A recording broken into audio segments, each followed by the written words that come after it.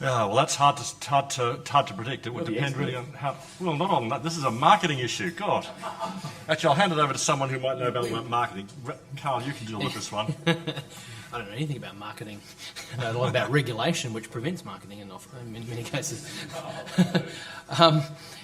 Yeah, look, that's a very long bow that you're drawing on that. There's a lot of assumptions along the way, and you raise a whole lot of other questions about who's developing the technology and what benefit they might get from that. I think the reality is that if you saw the presentation at the start about where GM fits in conventional plant breeding and the sort of work that ACPFG do, their portfolio is not GM entirely. It's a mixture. GM is just a component of the toolbox that modern plant breeding uses. So molecular markers and marker-assisted selection is there to assist in plant breeders that traditionally would walk in a paddock, look at something, give it a score out of 10 and say that's a 5, that's a 6, that's a 3, and then from that we get the next varieties. Whereas now they're going in there and they're selecting those, they're using molecular markers to say, well, that's not just a 3, that's a 3+, or it's a 5+, and they're making better selections so that the breeding process is much more efficient. Sure. Thank you. Are there questions on this topic? I've got one that came off the forum, but I can wait. Was there a hand thing? Does someone know? You just have a tick. Oh, back there again. Thank you, Skipper. Yeah, this is only one of the constraints, of course, and there are others that should have been perhaps mentioned in the introduction, like the end of oil. That's going to be the biggest constraint on the production of food, isn't it? The end of phosphates is going to be another one. Less water. The destruction of our soils, which are already very fragile. These are crucial questions. Of course, GM, in various different arenas, holds itself out as able to solve these systemic problems. But a major report from the United Nations, the IEEE STD report, which was published a couple of years ago, which took 400 scientists 5 years to write, said that diverse ecological food production systems would be the way of the future, that industrial agriculture must end because its basic inputs, particularly oil, are going to end, are going to get very, very expensive over the next 50 years or so and are running out. So these are just technical fixes to specific problems proposed. And I think we need to also look at the performance of GM in this commercial arena. In 1996, Monsanto in the USA launched 4 GM crops, soybean, corn, canola and cotton, and 2 traits, herbicide tolerance and the inclusion of a gene for producing an insect toxin in the crop plant. What's it done since 1996? Those are the same commercial crops that are available today, and 50% of them worldwide are still grown in the USA. This is not a global industry. It's not a successful industry. It's actually a dud technology that's not going to produce the goods. And I think that the UN is right in saying we have to get off industrial agriculture and its limited resources and start making a transition to ecological agriculture. What does the panel think about that as an alternative way of spending our scarce research and development resources, which are being disproportionately thrown down the black hole of GM, which is not going to produce the goods? Okay, so you guys at least in part live in the black hole. There's nothing wrong with all black. Well, the all black hole, yeah. Well, I think again. there are a number of points that Bob made there that are sort of stretching the numbers a little bit. We have seen in recent years the most rapid growth in the areas sown to GM crops has actually been in the developing world, not the developed world. It's certainly true that the crops originally were grown very extensive in the US, but the growth outside of the US is now nothing short of spectacular, and I think that's also part of the concern, the sheer rate of adoption of these crops. It's also true that GM crops have been very much based, the major ones have been very much based around a small number of traits. But in other parts of the world, I think there have been significant advances in virus resistance that have had a major impact and are likely to be growing in importance in the next few years. The United Nations have actually come out very strongly and said that they believe that GM technology is going to be crucial It's not going to be the solution to the world's food problems, but it's going to be a crucial component of the dealing with global food security. So to quote one report that has raised particular issues is somewhat disingenuous, given that the overall comments coming from the United Nations and the FAO is that we cannot simply not ignore this technology. Rob, you and I had a recent conversation earlier this evening about the process in which people accept technologies and use them in various ways. And obviously, we're consumers, that's one part of the picture, but I think the producers are another part of the picture. And the principles that underpin the way our food is produced is, in essence, what this question is getting at. Do you have thoughts on that process, including the GM end of it and anything else? Look, I guess this is an interest of my own research, is looking at how decisions about technological trajectories get made, how societies confront what they want the world to look like in the future. I've been kind of surprised to notice how often that we hear that some new technology is going to change absolutely everything. It's going to be a technological revolution, a green revolution, an information revolution. And yet when people say, well, hang on a moment, I'd like a say in that, they're told, no, I'm sorry, this is inevitable. You'll have to make this decision in the supermarket. It won't be labelled, but... So I think, I have a paper somewhere where I essentially just channeled all the things that people said about technology as though they were being said by kind of masked revolutionary, who came onto the television and said, look, everyone, it's time, the future is coming, you'd better get ready for it, everything's going to change, of course there are risks involved, of course some people will lose their jobs, of course you may find this uncomfortable, but get used to it. And if somebody did that, you would be outraged. You would say, hang on a moment, what about us? Why don't we get a say?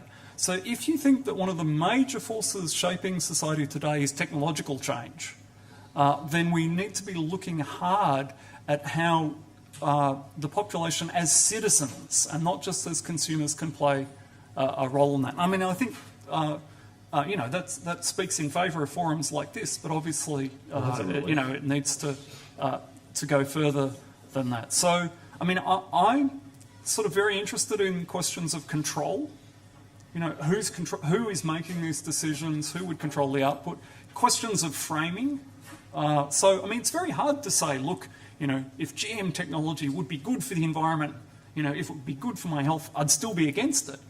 But the posing of the question in that way is the kind of thing that one would want to look at. So there's a whole set of fairly ordinary social questions about social and political power that we need to keep coming back to.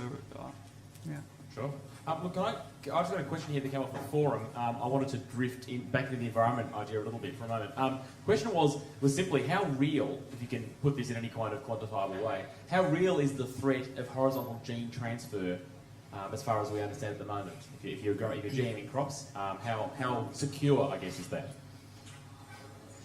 Anyone? Okay, Peter.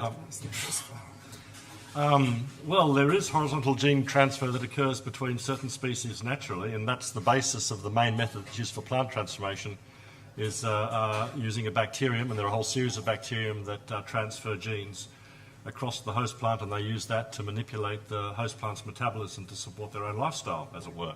And that's a tool or technique that's been used. There's also evidence that viruses can pick up and transfer some genetic material between organisms.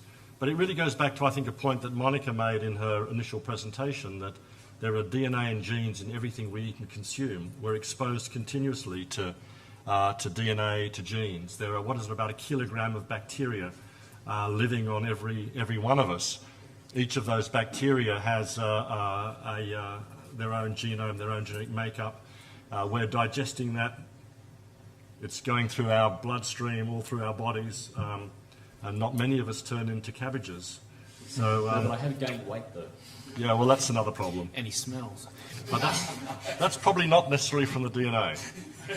Thanks. That's such support. That question was here, yeah. I want to come back to this question of dead crops because We now have a GM technology that was first released in a widespread way in 1996. It's now grown on 140 million hectares, which is supposedly 10% of the world's arable land. In India and Brazil, GM crops, cotton and Roundup-ready soybeans spread among farmers before they were legal. Estimates from Chinese researchers showed that reductions of human pesticide poisonings in China were on the order of 75% in a country where it had been estimated 400 to 1,000 people died a year from pesticide poisoning. A recent study suggests millions of cases of reduced pesticide poisoning in India, all from the introduction of BTG. And the introduction of Roundup-ready crops around the world meant that herbicides that had between 3 to 16-fold greater environmental impact than Roundup have been replaced by a herbicide that's relatively safe enough that we let people buy it in the grocery store. Is this a dud technology? Any thoughts from the panel? I'm thinking Microsoft is what I'm thinking at this point. I must say it is. I find it really. I find it. Sorry. Yeah, no frogs for this man. 2 frogs?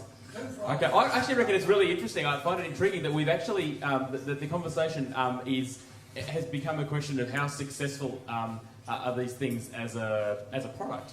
How well have we managed to get these things? Has the farming community taken as consumers? How much have they embraced the technology? I don't think it's bad. I think it's interesting. It's a really interesting way. Actually, to Chris, yeah. can I butt in? Actually, part of the question is that in the regulatory systems that exist both in Australia and most of the world, the relative merits of technologies are not considered as part of the decision-making process.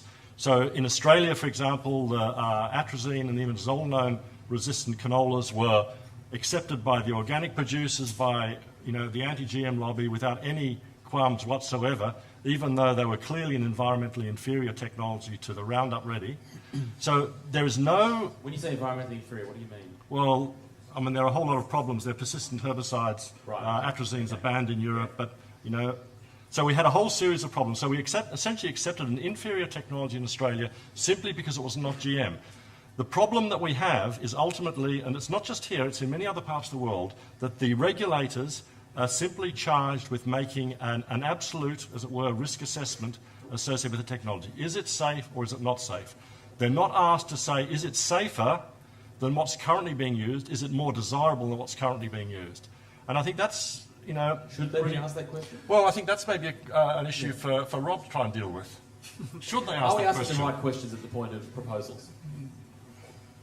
Look, I suspect the short answer to that is the easy answer is no. I think there are good reasons for being cautious as a regulator in having to, rather than address the particular technology in front of you, having to address it in comparison to every alternative technology. I mean, that's a discussion that could go on forever. I mean, I think the particular case you mentioned is a strong one. But nevertheless, if the evaluation that you have to make is not the technology on the table in front of you, but rather all the different possible technologies that we could be looking at, I mean, maybe that is something that we should be considering. But I can certainly see institutional reasons why regulators have shied away from that. I've got a They question. do it in the pharmaceutical industry, though. I think one of the questions there is, is this going to be a safer...